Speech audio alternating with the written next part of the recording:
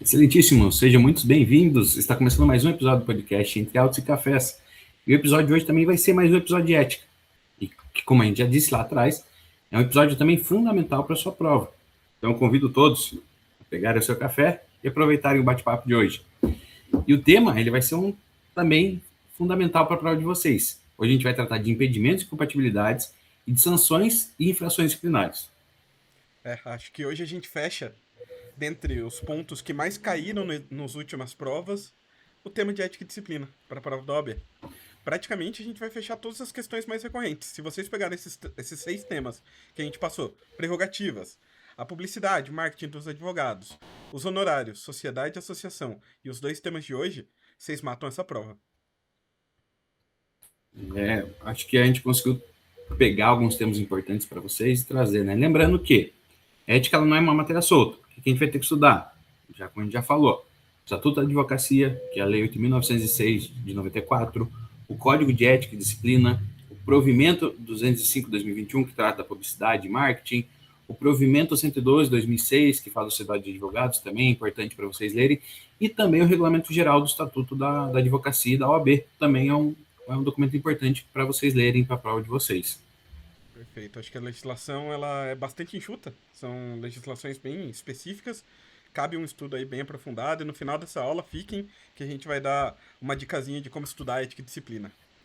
E por fim, ética é ponto barato, se você estudar certo. Se você acompanhou esses 3 últimos podcasts nossos, trazendo esses pontos principais e fazer um estudo bem direcionado para ética e disciplina, provavelmente 8 pontos já garante, 20% do que você precisa. E a OAB se torna mais fácil. Então, quem estuda errado acha que é só decoreba, não é? É padrão de questão, lei seca, mais questões, como a gente passou aí nesses últimos 2 episódios e vai passar a enfrentar mais algumas questões hoje. Então, tomem cuidado, prestem bastante atenção e fiquem com a gente. Exatamente.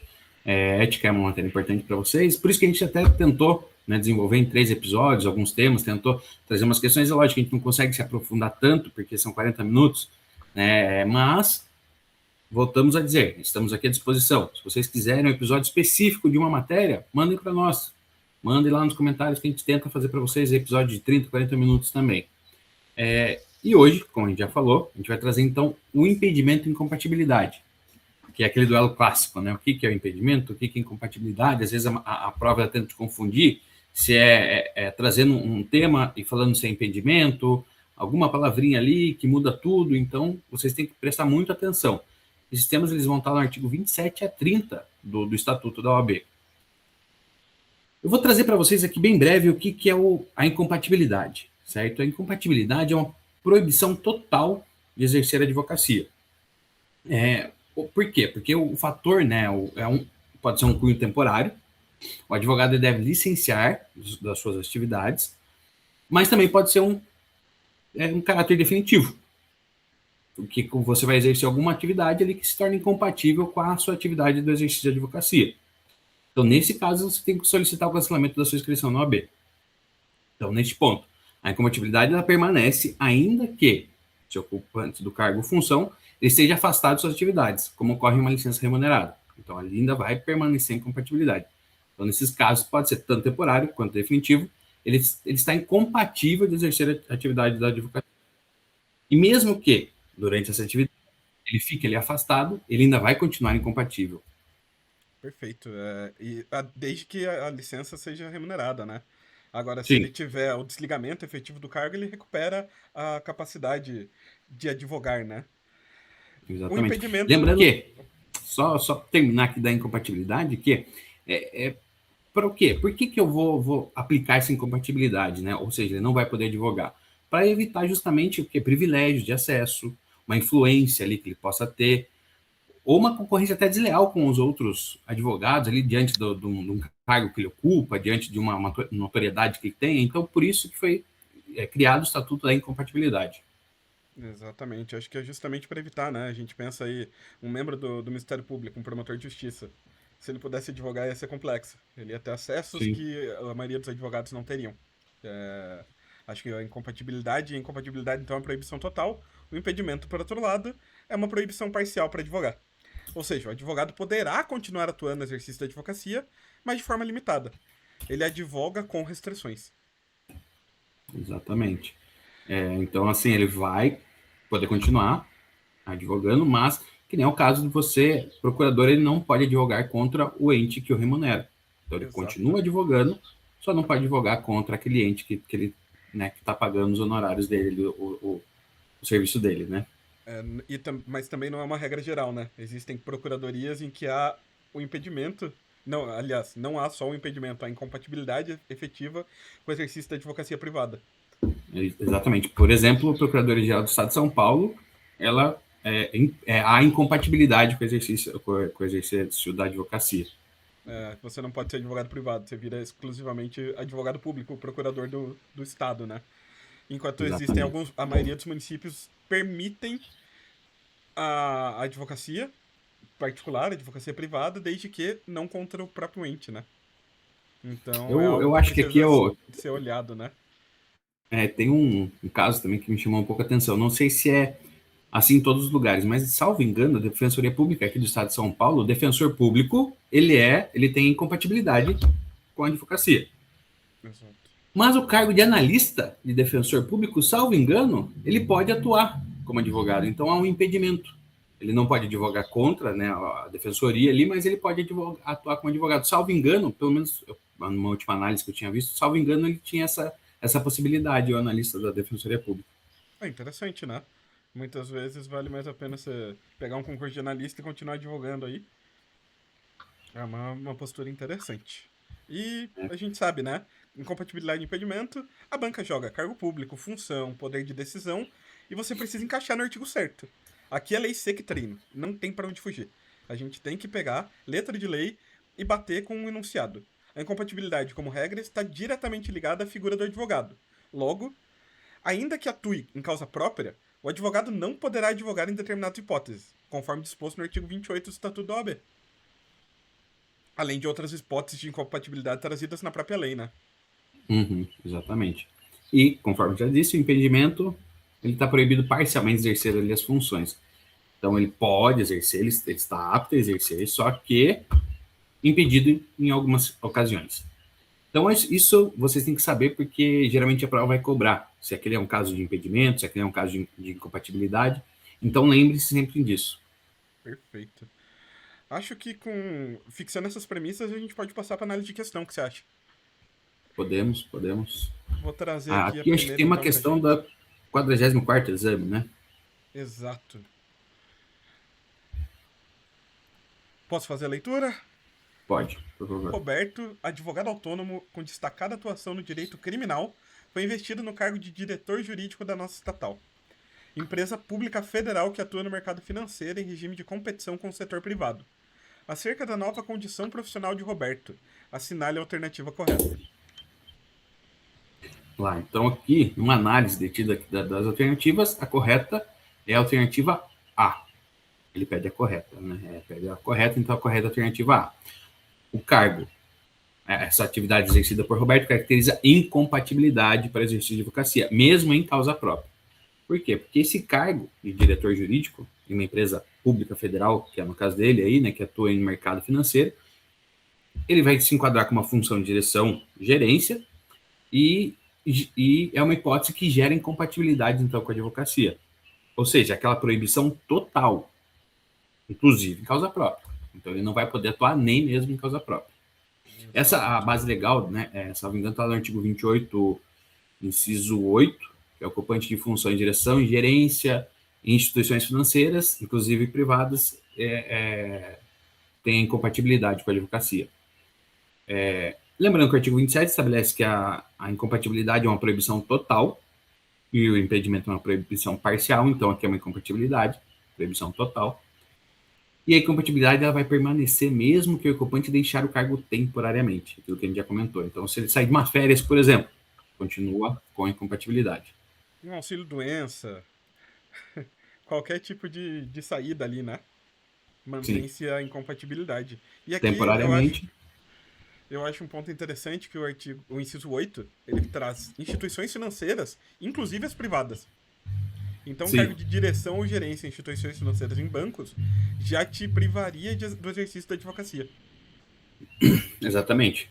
É Exatamente, interessante, né? bem lembrado que ele fala lá, inclusive, instituições privadas, né? Então, ainda que a questão ela traz aqui expressamente que é uma estatal, né? Uma Uma empresa empresa pública pública, federal, mas se fosse uma empresa privada também continuaria a incompatibilidade. né, o regime de competição com o setor privado pouco importa. Instituição Sim, financeira, lembra, inciso 8, direção ou gerência incompatível com a advocacia. Não pode advogar. Por que as exatamente. demais estão erradas? A B diz que ele ficaria exclusivamente legitimado a advogar vinculado ao cargo, como se fosse apenas uma restrição parcial, mas aqui a gente está Como se falando fosse não é impedimento, exatamente. é uma É uma incompatibilidade total. incompatibilidade.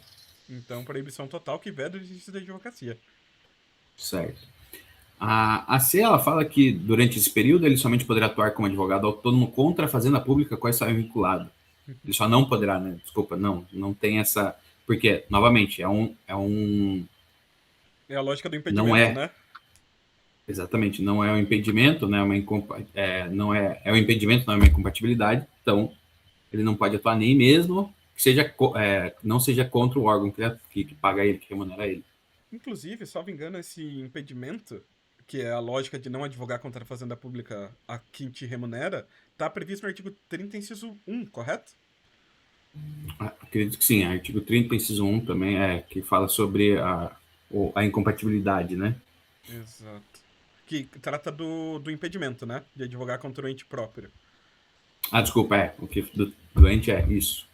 Artigo 30, inciso 1º. E a D tá errada também porque tenta salvar dizendo que, como ele atua no criminal, sem relação com o mercado financeiro, poderia seguir normalmente. A incompatibilidade ela não separa a área de advocacia. A advocacia é uma coisa só.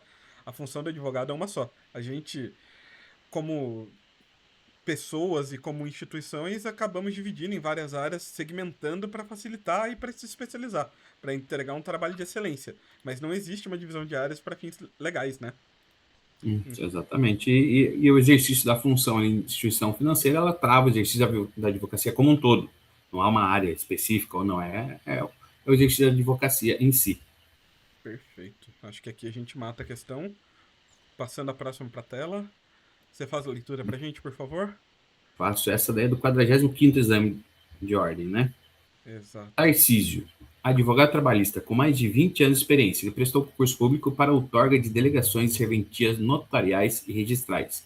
E, após aprovação, assumiu um tabelionato de notas e ofício de registro civil, em uma comarca do mesmo estado. Então, ele deseja saber se poderá continuar exercendo a advocacia em causa própria. E, além disso, pretende patrocinar uma ação contra a empresa pública estatal responsável pelo fornecimento de água. Sobre incompatibilidades e impedimentos, com base nas disposições do Estatuto da OAB, assinale a alternativa correta. Tarcísio passou num bom concurso, hein? Esse é bom. Esse é Assu- chique. Assumiu o tabelionatinho ali e tá querendo advogar, bem certo. Hoje, hoje acredito que é um dos mais concorridos. Hoje além, né, da magistratura, também o tabelionato. Aí. Tanto que a gente tem agora o ENAM e o ENAC. O Exame Nacional da Exatamente. Magistratura e o Exame Nacional dos Cartórios, né? Então, Né? não é Concurso fácil. bom. Bom, aqui a gente está tratando de uma questão também de compatibilidade e impedimento, recente, último exame. E com base nas disposições, assinale a afirmativa correta. No meu sentir, a alternativa correta seria a alternativa C, porque titular de serviço notarial e de registro está em compatibilidade. Novamente, incompatibilidade total com o exercício da advocacia. Ele não poderia advogar em nenhuma hipótese, nem mesmo em causa própria ou contra a concessionária de água ou qualquer outra ação. O fundamento está no artigo 28, salvo engano, inciso 4. São incompatíveis com a advocacia os ocupantes de cargos ou funções vinculados direta ou indiretamente à atividade policial de qualquer natureza, bem como serviços notariais e de registro. Então, ainda que advogado, haveria essa proibição total por força de lei. Na lógica da OAB, cartório é igual a incompatibilidade, zero advocacia. Então é importante a gente ler lá e tomar cuidado, ver, né, justamente os cargos, o que é incompatível, o que não é, por exemplo, o cartório. Então, sempre quando falar de cartório, já pensa em compatibilidade.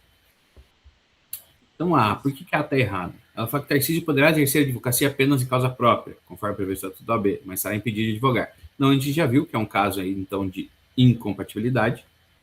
Então, ele não pode atuar nem mesmo que seja em causa própria. Exato. A B. afirma que a atividade notarial não geraria qualquer tipo de impedimento ou incompatibilidade, que ele poderia advogar livremente. Não, ele, além de gerar impedimento, ele gera algo mais forte, uma incompatibilidade efetiva. Então, a proibição aqui não é nem parcial, ela é total para o exercício da advocacia. Não existe a ideia de advogar livremente aqui para o Tarcísio. E a D, novamente, ele fala, né, Tarcísio poderá continuar exercendo advocacia desde que em causas particulares, que não envolvam empresas públicas ou concessionários de serviço público, estando livre de impedimentos em ações de interesse pessoal. Novamente, ele tenta aqui trazer como se fosse um caso de impedimento, e não de incompatibilidade, né, e a gente já viu que o cartório, ele causa aí a incompatibilidade com a advocacia.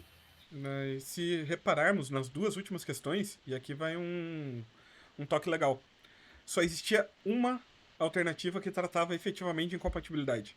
As duas questões tratavam de incompatibilidade, eram sujeitos à incompatibilidade, os cargos ali, então era previsto na letra da lei, e somente uma alternativa, você eliminaria todas as demais e não restaria dúvida, né? Exatamente. E a gente viu que não são questões difíceis, né? Questões que você leu, né? E entendeu o que está ali escrito, você mataria tranquilamente. Mataria e resolveria, né? Acho que de incompatibilidade o que a gente tinha para trazer era isso. Tomem cuidado, leiam a lei. Aqui gera um pouquinho de decoreba. Aqui a gente tem que realmente conhecer o artigo 28, principalmente, porque ali vão ter os cargos e funções que efetivamente demandam e denotam uma incompatibilidade, uma proibição efetiva de advogar. E as regras do impedimento acho que são mais tranquilas. Sim. Acho que é isso. Tem que tomar cuidado, ler com bastante calma, atenção e fazer bastante exercício. Daí você vai conseguir fixar a matéria. Então, agora a gente vai passar então para infrações e sanções disciplinares. Está lá no artigo 34 a 43. O Estatuto da OAB também é bem claro, a gente tem ali as previsões de infrações e sanções disciplinares, anotem aí, artigo 34 ao 43 do Estatuto, a prova troca termos e te faz confundir penalidade, cuidado. Exatamente. O artigo 34, ele traz um rol do que pode ser considerado infração. E segundo o Estatuto, né, as sanções disciplinares consistem em censura, suspensão, exclusão e multa. Exato. Lembrando sempre que na aplicação das sanções disciplinares são consideradas, para fins de atenuação, as seguintes circunstâncias. Então, aqui, circunstâncias atenuantes. Falta cometida na defesa de prerrogativa profissional.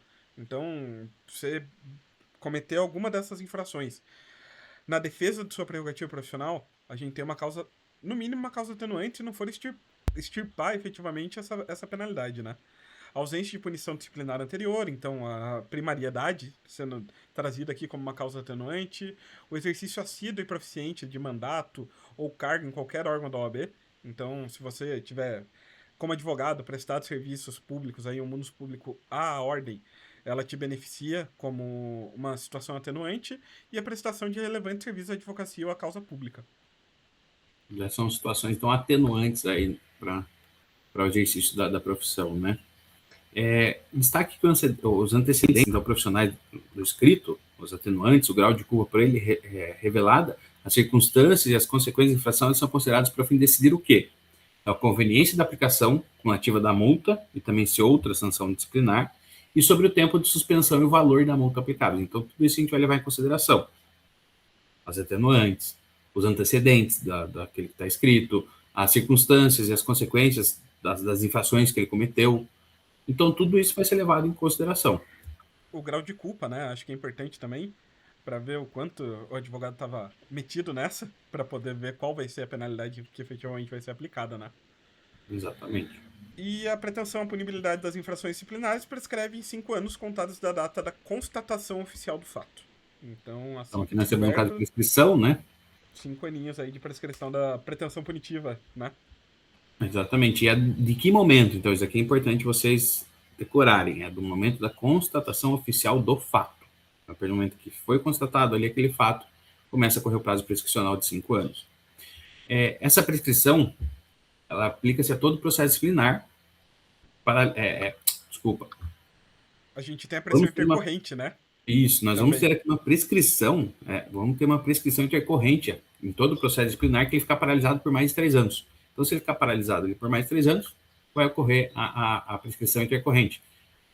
Pode estar pendente de despacho, de um julgamento, E nesses casos ele vai ser arquivado por ofício, por requerimento de alguma das partes, e sem prejuízo de serem apuradas as responsabilidades pela paralisação do procedimento.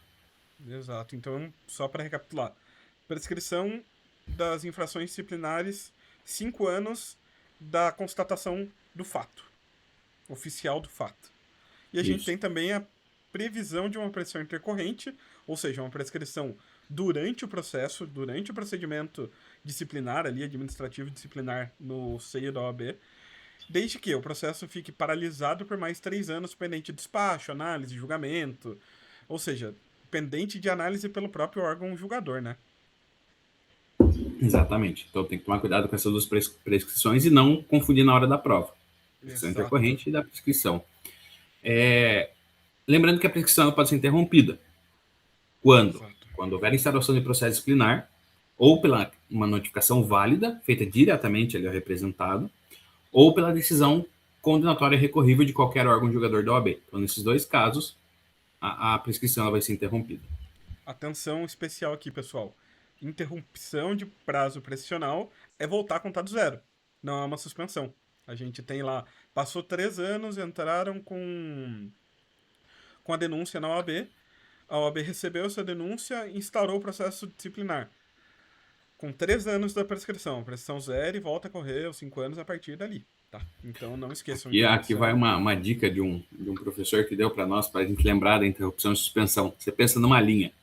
A partir do momento que eu corto a linha, eu tenho uma interrupção dela. Então ela começa a voltar do zero, aquele prazo. Já a suspensão, se você levantar a linha, ela continua sendo uma linha só. Né? Então o prazo ele vai ficar suspenso para aquele período ali que você levantou, mas na hora que ele voltar para aquele mesmo nível da linha, ele volta considerando o tempo que já foi. Então lembre-se sempre da interrupção e suspensão dos prazos. Exatamente. Então, nesse caso, a prescrição será interrompida em caso de instauração, notificação válida do representado ou pela decisão condenatória recorrível, ou seja, a decisão de primeira instância do Tribunal de Ética, que ainda é recorrível, ela interrompe o prazo prescricional ali. E, inclusive, o prazo prescricional de eventual prescrição intercorrente, né?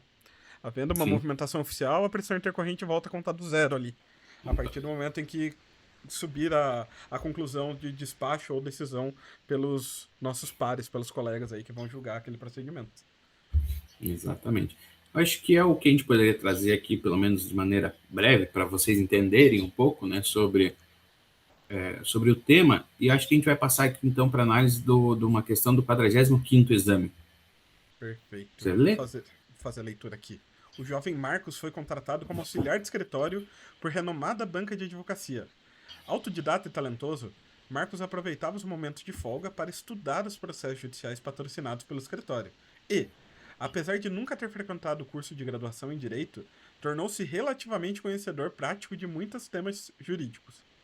Com esse conhecimento, Marcos resolveu se inscrever no exame da Ordem dos Advogados, apresentando, para tanto, diploma falsificado de bacharel em Direito. Após a aprovação, Marcos se inscreveu como advogado na OAB, novamente fazendo uso do referido documento falso. 6 anos após esses fatos, ou seja, Marcos ali passou um bom tempinho como advogado. Atuando efetivamente, né? Uma denúncia anônima a respeito do ilícito ensejou a instauração do competente processo administrativo disciplinar. Considerando o enunciado e o estatuto da OAB, assinale a alternativa correta. Então, vamos lá. Aqui uma análise das questões. A alternativa correta seria a alternativa B.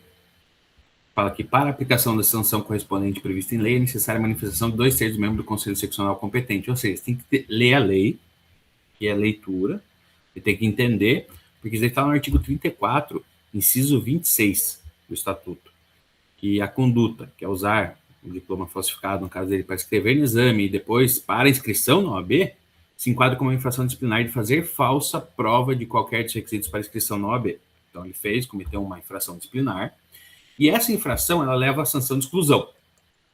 Ou seja, ele ficará excluído aí do quadro da ordem. E o artigo 38, inciso segundo, ele prevê que essa exclusão para as infrações ali do inciso 26 a 28 do artigo 34, exige um quórum qualificado para que ocorra essa exclusão, que é o quê? 2/3 dos membros do Conselho Seccional competente, que é o que está na letra B.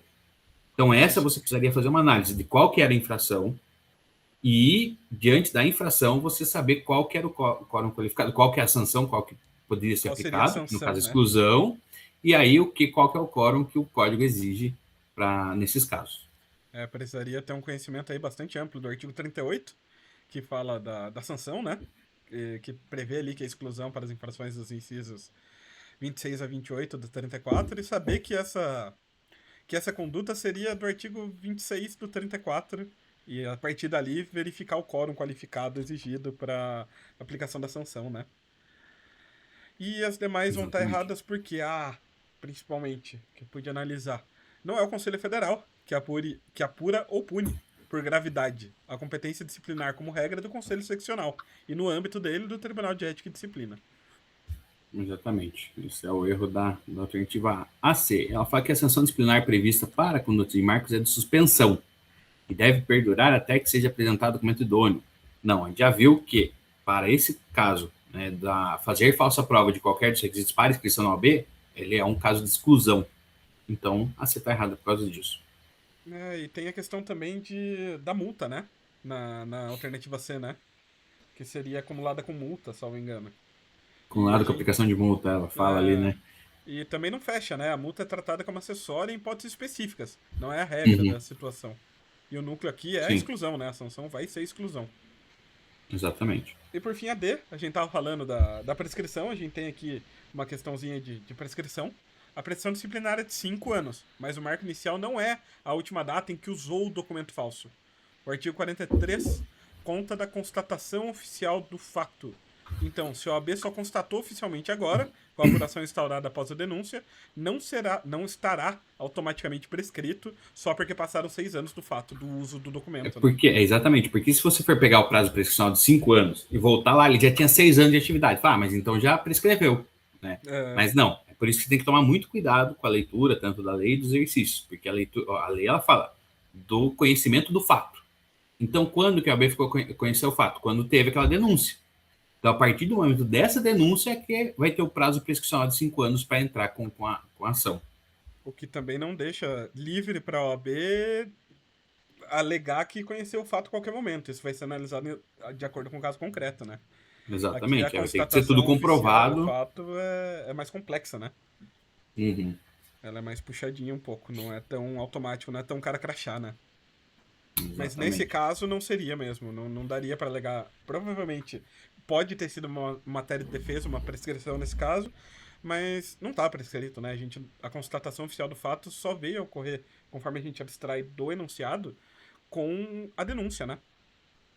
Exatamente. Quem tem que tomar cuidado, sempre prestar atenção no enunciado. Né? A gente não pode também ficar ali na hora da prova querendo entender, achar explicações e chamar defesa. Isso daí você pode deixar para a sua segunda fase. Né? É, Ali você vai poder tentar trazer suas ideias, mas aqui sempre se atém à questão, e justamente por esse fato ele fala ali da constatação oficial do fato, e que, teoricamente, aqui na questão seria do momento da denúncia. Né? exato. Então agora a gente vai passar por uma questão do 44º exame.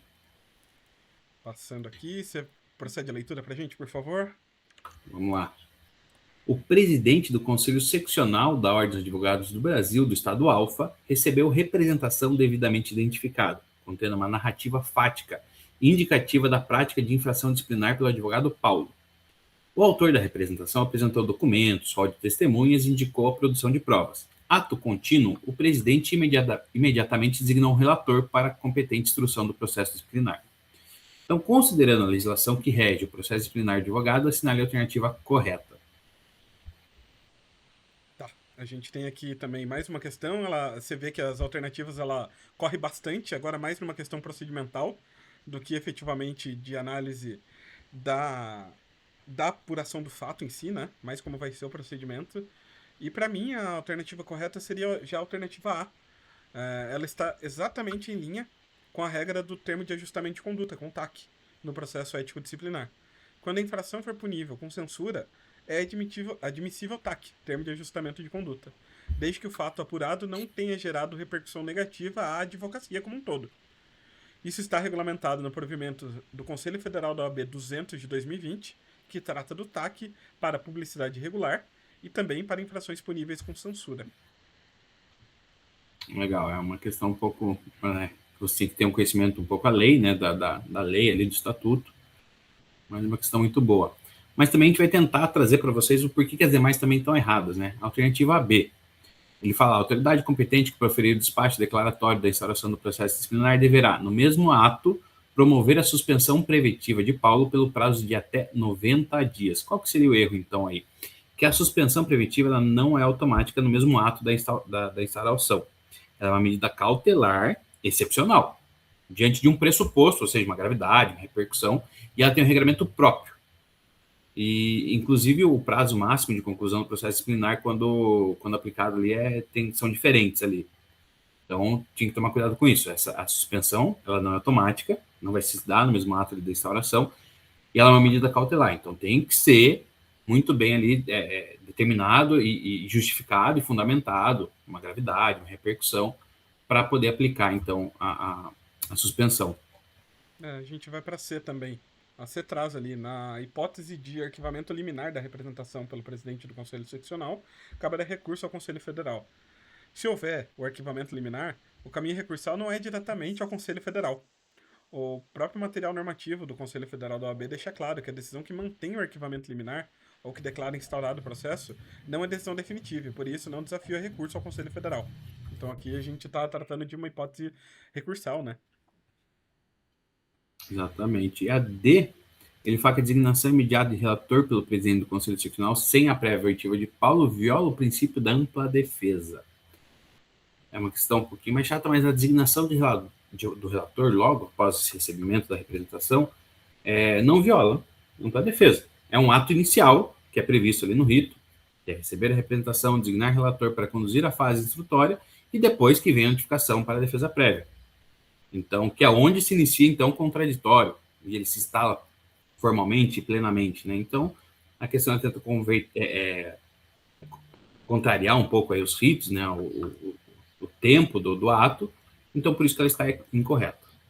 Exato. Então aqui é mais uma questão de mostrar efetivamente, né, essa diferença, né? A gente não tá aqui nessa questão, a gente não precisaria necessariamente conhecer o provimento do Conselho Federal da OAB 200/2020, que trata do CAC, apesar de ser um regramento bastante importante quando a gente está tratando aí de infrações. A gente conseguiria excluir as outras três pelos erros que constam dela, pelos erros de procedimento, pelos erros ali que efetivamente são trazidos, e por exclusão acertar essa questão, né? Mas não é uma questão tão simples. Tem que ter um conhecimento, você tem que ter uma noção aqui da parte de infração, tem que ter pelo menos uma ideia do termo de ajustamento de conduta, de como que funciona a suspensão. Então, essa é uma questãozinha um pouquinho mais complexa. Mas dá para acertar. Dá pra finalizar ela bem, né? Ali, na pior das hipóteses, você vai por exclusão. Sabendo que o prazo ali não é de 90 dias e que a suspensão do Paulo não poderia se dar ali no despacho do presidente, já excluiria a B. Que o arquivamento liminar não cabe recurso ao Conselho Federal, você já eliminaria a C. E que a designação de relator não ofende a ampla defesa, porque é o procedimento, o rito comum, né? Do Uhum. procedimento. Você já eliminaria a D, você iria pela A por eliminação, na pior das hipóteses. Exatamente.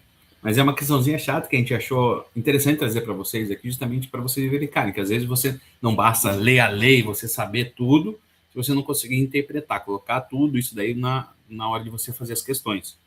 Eu Exatamente. acho que é isso que a gente poderia trazer no episódio de hoje, né? Então a gente vai trazer para vocês só um estudo, como que você pode aplicar, então, esses temas que a gente trouxe para vocês nesses episódios, um plano rápido e eficiente para você fazer uma leitura aí. Exato. Eu acho que aqui, como eu falei no começo do episódio, a ideia é trazer um plano aí de estudo que você consiga conciliar com outras matérias, que não seja exclusivo o seu estudo para ética e disciplina.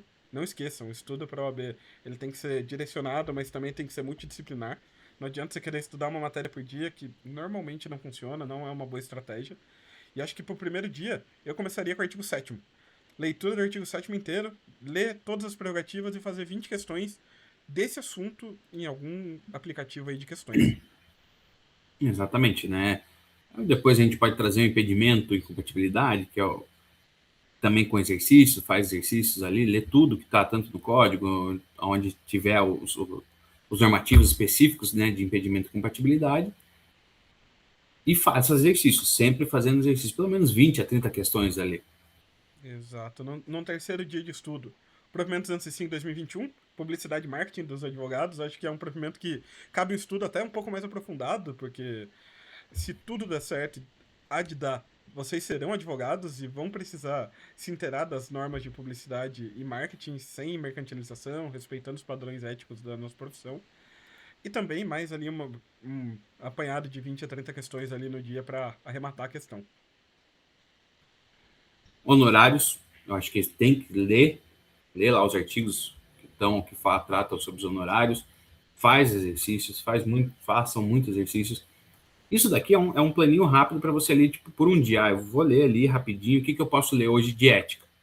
Para você estar sempre todo dia lendo alguma coisinha, pelo menos de ética. Lembrando que chega no final, daí, mais próximo da OAB, senta e pega pelo menos ali uma semana, um dia inteiro para ler ali o código, para ler tudo que tiver sobre ética, para você tentar gabaritar essa parte. Perfeito. No quinto dia, eu iria de artigo 5º, mais provimento 112 de 2006, Sociedades e Associação. A gente mata aqui mais um tema bastante complexo e que tem sido cobrado bastante nos últimos exames, também acompanhado ali de 20 a 30 questões. Por fim, eu também faria a leitura dos impedimentos e das infrações e sanções disciplinares, lá do artigo 34 a 43. Faria essa leitura aí também com muito exercício. E para fechar, acho que a semana, como a gente falou de um plano rápido e eficiente aqui, acho que esse plano é para ser usado agora no começo, com outras matérias ali de estudo. Aproveita a primeira semana, se inscreveu hoje na OAB, último dia. Aproveita essa primeira semana e já faz esse estudo. Lá pro meio, lá pro finalzinho de fevereiro, comecinho de março, retoma e faz esse estudo novamente, acompanhado de outras matérias. E lá na última semana, os 3 últimos dias, daí é focado em ética. E por fim, o último dia, acho que o 7º dia ali, só para não deixar passar em branco, eu faria uma revisão só do caderno de erros. Então, as questões que você errar, faz um caderno de erros efetivamente e faz um simulado curtinho ali de ética, faz mais umas 20 questões ali, que você já vai tá relativamente preparado e conhecedor aí para a prova. E lembrando que ética você tem que estudar todos os pontos, né? A gente está trazendo alguns aqui que a gente achou que é interessante e que está caindo bastante nas últimas provas. Mas você tem que ler todos os artigos, ler todos, sem pular nenhum. Mas esse acho que a gente daria mais ênfase aí nesses artigos. Exato. Então, só para a gente arrematar essa questão, aproveitar para fixar bastante, pega caderno e caneta aí, pessoal. No primeiro dia, prerrogativas, artigo 7º. Segundo dia, impedimento e incompatibilidade, do 28 ao 30. Terceiro dia, publicidade e marketing, provimento 205, 2021. Quarto dia, honorários, artigos 22 a 25. Quinto dia, sociedades e associação, focar no artigo 15, mais provimento 112 e toda a legislação correlata. Para fechar, o sexto dia, infrações, sanções e reabilitação, dos artigos 34 ao 43, e sempre fazendo questões, pessoal. Isso aí. Então, o episódio de hoje foi ética, fechando então essa parte de ética. Nos próximos episódios, a gente vai tentar trazer outros temas também interessantes para vocês aí para sua primeira fase. E lembrando, sempre comenta o que vocês querem, qual que é a dúvida de vocês, que a gente pode também criar um vídeo rápido para tentar tirar uma dúvida. A gente também está trazendo para vocês alguns resumos, que é para você tentar ler e na hora da prova você lembrar aquele resumo rápido. Acho que a gente já trouxe sobre honorários e sobre as prerrogativas. Então é um resuminho rápido ali que você bate o olho, lembra ali de algumas informações, para na hora da sua prova você poder te auxiliar aí Exato. Esses resumos, lembrando, estão no nosso Instagram. Segue lá, @entrealtos-e-cafés. E lembrem, ética é lei seca com padrão de pegadinha. Quem treina pontua, pessoal. Não esqueçam disso. Se vocês quiserem, os próximos episódios, como o Andrés nos disse, a gente vai tratar agora de algumas outras matérias. Vamos tentar progredir aí no edital, para tentar apresentar material suficiente para vocês terem preparação aí para a prova, que está chegando. Mas sempre que vocês quiserem, deixe o comentário, a gente pode fazer um vídeo curto, um Reels, um History ou até uma publicação com um quadro de resumo bem legal para vocês poderem aí ter mais calma para resolver as questões. Isso aí. Muito obrigado a todos e vamos seguindo para o próximo episódio, que vai ser um dos grandes blocos aí para a OAB. A gente vai começar, então, pelo estudo do direito público, que eu acho que, para mim, é uma das minhas áreas de preferência, né? A gente vai tentar tratar de direito constitucional, administrativo e tributário. Vamos começar pelo direito constitucional, depois a gente tenta trazer um administrativo e tributário, e depois a gente vai tentar trazer outros blocos para vocês: civil, processo civil, trabalho, processo trabalho, penal, processo penal, e também tentar falar um pouco das matérias aí menores, mas que também são relevantes para a sua prova.